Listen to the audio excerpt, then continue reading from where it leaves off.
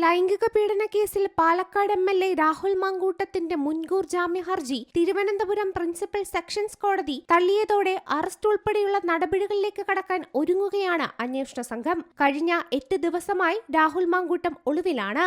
ഇന്നലെ 1.5 മണിക്കൂറും ഇന്ന് 25 മിനിറ്റും നീണ്ട വാദപ്രതിവാദങ്ങൾക്കൊടുവിലാണ് രാഹുലിന് മുൻകൂർ ജാമ്യം നൽകാനാവില്ലെന്ന നിലപാടിലേക്ക് കോടതി എത്തിയത്.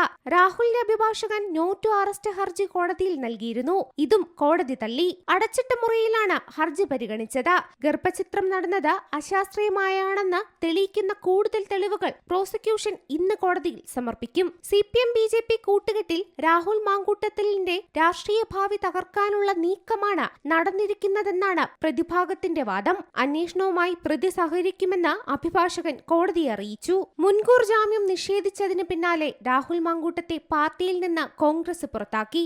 MLA സ്ഥാനം രാജിവെക്കുകയാണ് ഉചിതമെന്ന് KPCC president Sunny Joseph MLA പറഞ്ഞു. രാഹുൽ മാങ്കൂട്ടത്തിനെ കോൺഗ്രസ് പാർട്ടിയിൽ നിന്ന് പുറത്താക്കിയിരിക്കുന്നു. AICCയുടെ അനുമതിയോടുകൂടി.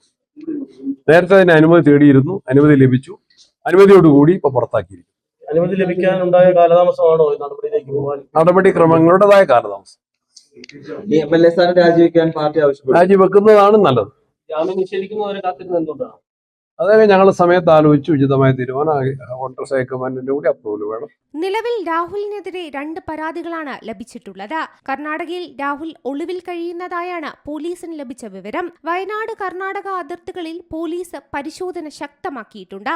മുൻകൂർ ജാമ്യത്തിനായി രാഹുൽ ഹൈക്കോടതിയെ സമീപിക്കാനാണ് സാധ്യത. Zee Malayalam news, Thiruvananthapuram.